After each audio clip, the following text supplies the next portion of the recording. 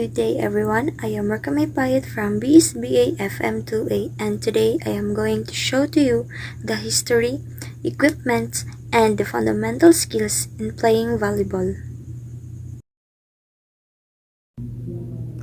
Volleyball was invented in 1895 by William G. Morgan, physical director of the Young Men's Christian Association or YMCA in Holyoke, Massachusetts. It was designed as an indoor sport for businessmen who found the new game of basketball too vigorous. Morgan called the sport meant to net until a professor from Springfield College in Massachusetts, Dr. A.F. Halstead, noted the volleying nature of play and proposed the name of volleyball. The original rules were written by Morgan and printed in the first edition of the official handbook of the Athletic League of the Young Men's Christian Associations of North America in 1897. In 1900, point system was adopted, 21 points per game. In 1912, rotation system was adopted. In 1914, volleyball was introduced to France. In 1916, the NCAA was invited by the YMCA to aid in editing the rules and in promoting the sport volleyball. Volleyball was added to school and college physical education and intramural programs.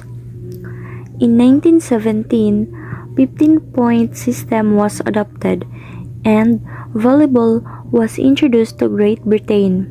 The YMCA introduced volleyball to Mexico.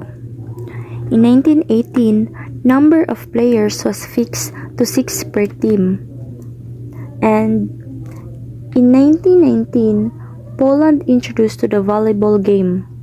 1920, Soviet Union learns the game of volleyball. 1921, center line was set. 1922, each team was allowed to play the ball 3 times successively at maximum in its own court. 1923, the size of the court was set to 30 by 60 or 9 meters by 18 meters with a boundary line. In 1928, the United States Volleyball Association was established. In 1957, volleyball was formally accepted as an event in the World Olympics. 1960, volleyball was demonstrated in Rome Olympics. And in 1964, volleyball became official sport event in Tokyo Olympics.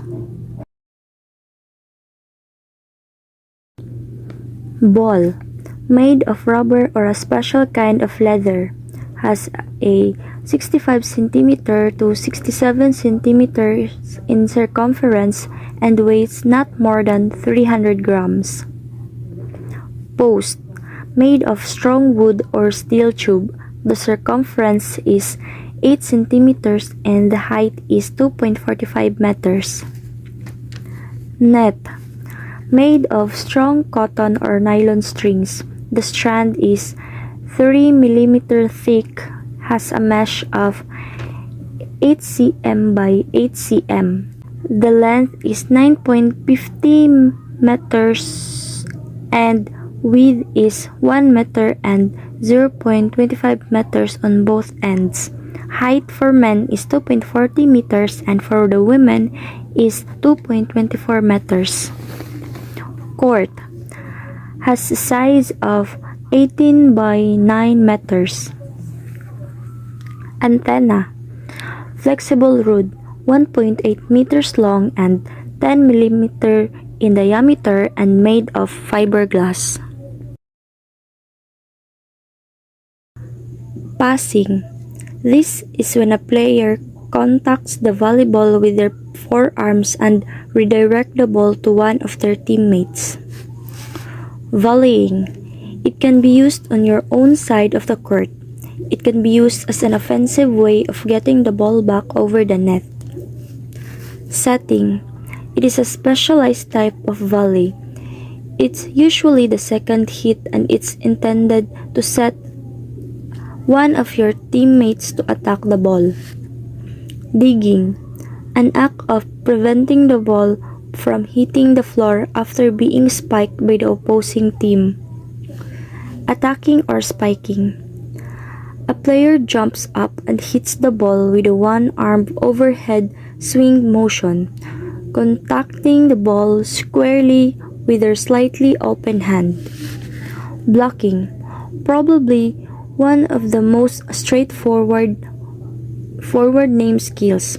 A block is an offensive play when a player jumps at the net to block the hit from coming onto their team's side of the net. Serving, an act to start a game, the only time in the game that you start with full control of the ball.